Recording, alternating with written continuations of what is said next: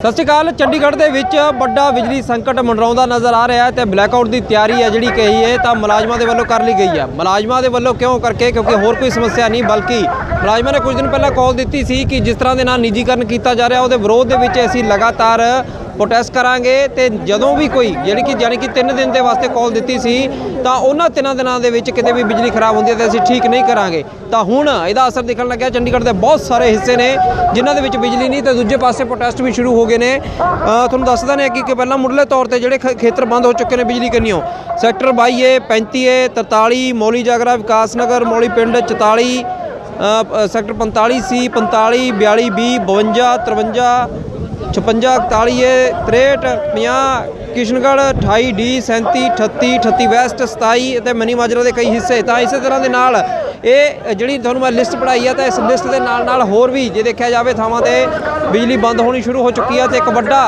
ਜੇ ਕਹੀਏ ਕਿ ਬਿਜਲੀ ਸੰਕਟ ਵੀ ਇਹਨੂੰ ਕਹਿ ਸਕਦੇ ਹਾਂ ਚੰਡੀਗੜ੍ਹ ਤੇ ਮੰਡਰਾਉਂਦਾ ਨਜ਼ਰ ਆ ਰਿਹਾ। ਉਹ ਇਸ ਕਰਕੇ ਕਿਉਂਕਿ ਮੁਲਾਜ਼ਮਾਂ ਦੇ ਨਾਲ ਪ੍ਰਸ਼ਾਸਨ ਦੀ ਕੱਲ੍ਹ ਹੋਈ ਜਿਹੜੀ ਐਡਵਾਈਜ਼ਰ ਦੀ ਮੀਟਿੰਗ ਸੀਗੀ ਉਹਦੇ ਵਿੱਚ ਕੋਈ ਸਿੱਟਾ ਨਹੀਂ ਨਿਕਲਦਾ ਦਿਖ ਰਿਹਾ ਤੇ ਪ੍ਰਾਈਵੇਟਾਈਜੇਸ਼ਨ ਨੂੰ ਲੈ ਕੇ ਸਾਫ਼ ਤੌਰ ਤੇ ਬਾਕੀ ਵੀ ਜਥੇਬੰਦੀਆਂ ਨੇ ਜਿਹੜੀਆਂ ਡਿਪਾਰਟਮੈਂਟਸ ਦੀਆਂ ਅਲੱਗ-ਅਲੱਗ ਉਹਨਾਂ ਨੇ ਹਮਾਇਤ ਕਰਨੀ ਸ਼ੁਰੂ ਕਰ ਦਿੱਤੀ ਹੈ।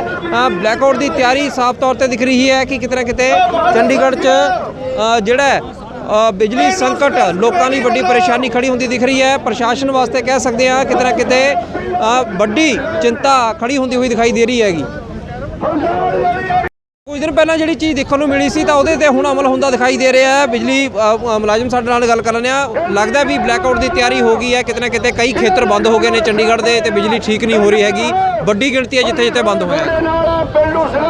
ਸਰ ਦੇਖੋ, ਚੰਡੀਗੜ੍ਹ ਦਾ ਬਿਜਲੀ ਮੁਲਾਜ਼ਮ ਅੱਜ ਰਾਤ 12 ਵਜੇ ਤੋਂ 72 ਘੰਟੇ ਦੇ ਸਟ੍ਰਾਈਕ ਤੇ ਹੈ। ਸਾਨੂੰ ਨਹੀਂ ਪਤਾ ਕਿੱਥੇ ਲਾਈਟ ਬੰਦ ਹੈ ਕਿੱਥੇ ਚੱਲ ਰਹੀ ਹੈ, ਕਿਉਂਕਿ ਤੁਸੀਂ ਦੇਖ ਰਹੇ ਹੋ ਤੂਫਾਨ ਚੱਲ ਰਿਹਾ ਹੈ। ਹੋ ਸਕਦਾ ਕਿਤੇ ਕੋਈ ਟ੍ਰਿਪਿੰਗ ਹੋਵੇ, ਲਾਈਟ ਬੰਦ ਹੋ ਸਕਦੀ ਹੈ, ਲੇਕਿਨ ਅਸੀਂ ਪ੍ਰੋਪਰ ਆਪਣੇ ਘਰਾਂ 'ਚ ਬੈਠੇ ਹਾਂ। ਸਾਨੂੰ ਨਹੀਂ ਪਤਾ ਕਿਤੇ ਲਾਈਟ ਚੱਲ ਰਹੀ ਹੈ ਕਿਤੇ ਨਹੀਂ ਚੱਲ ਰਹੀ।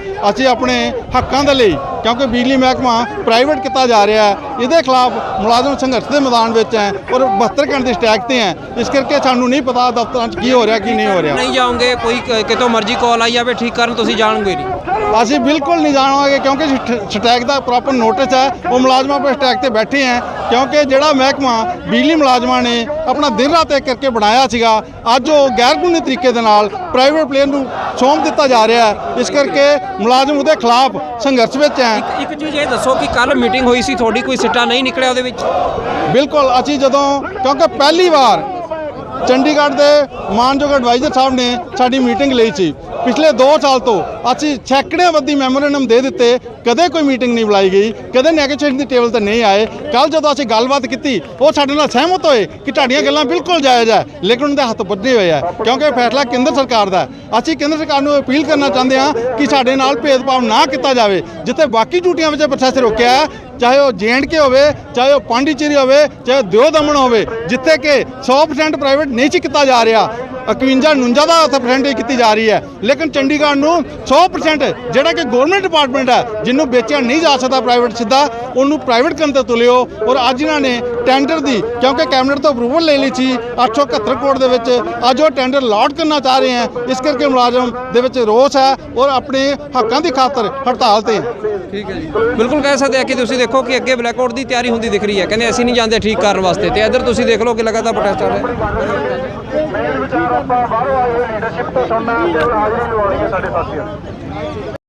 ਤੇ ਹੁਣ ਵੱਡਾ ਸੰਕਟ ਆਖਰਕਾਰ ਜਿੱਥੇ ਪ੍ਰਸ਼ਾਸਨ ਵਾਸਤੇ ਵੱਡੀ ਸਮੱਸਿਆ ਖੜੀ ਹੋਈ ਹੈ ਕਿ ਆਖਰਕਾਰ ਕਿਤੇ VVIP ਏਰੀਆ ਨੂੰ ਇਸੇ ਤਰ੍ਹਾਂ ਦੇ ਨਾਲ ਬੰਦ ਹੋਣ ਲੱਗੇ ਤਾਂ ਵੱਡੀ ਚਿੰਤਾ ਖੜੀ ਹੋ ਜੂਗੀ ਕਿਉਂਕਿ ਬਹੁਤ ਐਡਮਿਨਿਸਟ੍ਰੇਸ਼ਨ ਦੀ ਹਰਿਆਣਾ ਦੀ ਗੱਲ ਕਰੀਏ, ਪੰਜਾਬ ਦੀ ਕਰੀਏ ਤਾਂ ਸਿੱਧੇ ਸੈਕਟਰੀਏਟ ਹੋ ਰਹੇ ਨੇ। ਕੰਮਕਾਜ ਕਿਤੇ ਠੱਪ ਹੁੰਦਾ ਖੜਾ ਨਾ ਦਿਖ ਜੇ ਤੇ ਦੂਜੇ ਪਾਸੇ ਕੀ ਆਖਰਕਾਰ ਜਨਰੇਟਰਾਂ ਦੇ ਕੰਮ ਕਿੰਨਾ ਟਾਈਮ ਚੱਲੂਗਾ, ਇਹਨਾਂ ਨਾਲ ਗੱਲ ਕਰ ਲੈਂਦੇ ਆ। ਲੱਗਦਾ ਕਿ ਹੁਣ ਕਈ ਸੈਕਟਰ ਦਾ ਬੰਦ ਹੋ ਚੁੱਕੇ ਨੇਗੇ, ਚਾਹੇ ਲਾ ਲਓ ਵੀ ਇਹਦੇ ਨੁਕਸਾਨ ਕਰਕੇ ਜਾਂ ਕੋਈ ਫਾਲਟ ਆਏ ਨੇ।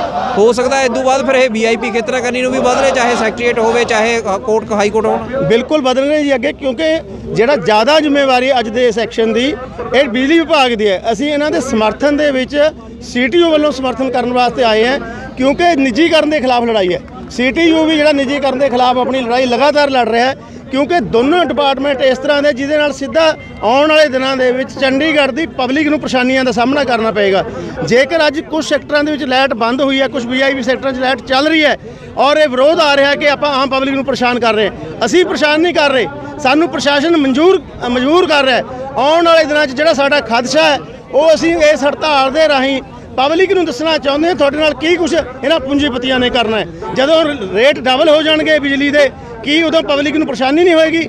ਜਦੋਂ ਸਰਕਾਰ ਸਾਡੀਆਂ ਰੈਤਾਂ ਖੋਲੇਗੀ ਸਿਟੀ ਦੇ ਵਿੱਚ, ਜਿੰਨੇ ਪਬਲਿਕ ਟਰਾਂਸਪੋਰਟ ਰੈਤਾਂ ਦਿੰਦੀ ਹੈ, ਚਾਹੇ ਉਹ ਸੀਨੀਅਰ ਸਿਟੀਜ਼ਨ ਹੈ, ਚਾਹੇ ਆਪਣੇ ਸਟੂਡੈਂਟ ਹੈ, ਚਾਹੇ ਉਹ ਵਿਕਲਾਂਗ ਹੈ, ਚਾਹੇ ਜਿੰਨੀਆਂ ਵੀ ਸਰਕਾਰ ਨੂੰ ਕੀ ਲੱਗਦਾ ਹੈ ਜਾਂ ਸਰਕਾਰ ਨੂੰ ਕੀ ਸਵਾਦ ਆ ਰਿਹਾ ਵੀ ਪ੍ਰਾਈਵੇਟਾਂ ਨੂੰ ਦੇ ਦਿਓ ਤੇ ਬਹੁਤ ਵਧੀਆ ਸਿਸਟਮ ਹੋ ਜਾਊਗਾ ਤੇ ਪੁਰਾਣੇ ਮੁਲਾਜ਼ਮਾਂ ਦੀ ਸੁਣ ਨਹੀਂ ਰਹੇ? ਸਰਕਾਰ ਦਾ ਸਭ ਤੋਂ ਵੱਡਾ ਦੇਖਿਆ ਜਾਵੇ, ਉਹਨਾਂ ਨੂੰ ਕੀ ਲੱਗਦਾ, ਉਹਨਾਂ ਨੂੰ ਕੀ ਫਰਕ ਪੈ ਰਿਹਾ ਹੈ ਇਸ ਚੀਜ਼?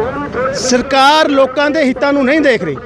ਸਰਕਾਰ ਸਿਰਫ ਤੋਂ ਸਿਰਫ ਪੂੰਜੀਪਤੀਆਂ ਦੇ ਵੱਲ ਧਿਆਨ ਕਰਕੇ ਜੋ ਬਾਹਰਲੇ ਕੰਟਰੀਆਂ ਦੇ ਵਿੱਚ ਹੈ ਉਸ ਚੀਜ਼ ਨੂੰ ਇੱਥੇ ਅਡਾਪਟ ਕਰਨਾ ਚਾਹੁੰਦੇ ਆ, ਲੇਕਿਨ ਜੋ ਹਿੰਦੁਸਤਾਨ ਦਾ ਸਿਸਟਮ ਹੈ ਹਲੇ ਆਪਾਂ ਉੱਥੋਂ ਤੇ ਉਸ ਲੈਵਲ ਤੇ ਨਹੀਂ ਪਹੁੰਚੇ ਜੋ ਸਾਨੂੰ ਹੁਣ ਇਹਨਾਂ ਨੇ ਕਰਤਾ। ਟ੍ਰੈਫਿਕ ਦੀਆਂ ਲਾਈਟਾਂ ਲਾਤੀਆਂ, ਅਸੀਂ ਜੀ ਇੱਥੇ ਡਿਵਰਟ ਕਰ ਦਾਂਗੇ ਤੇ ਸਾਡੇ ਕੋਲ ਸਟਰਕਚਰ ਨਹੀਂ ਹੈ, ਰੋਡਾਂ ਨਹੀਂ ਉੱਦਾਂ ਦੀਆਂ ਹੈਗੀਆਂ।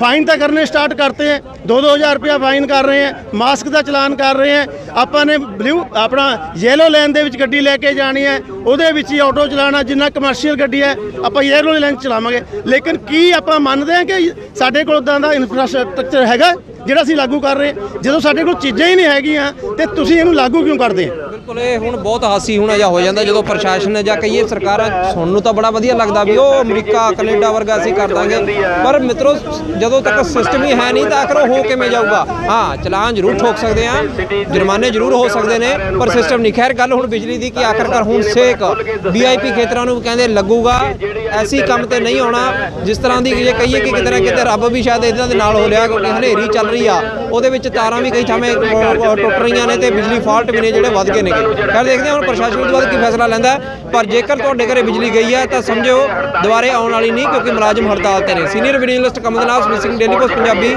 ਚੰਡੀਗੜ੍ਹ।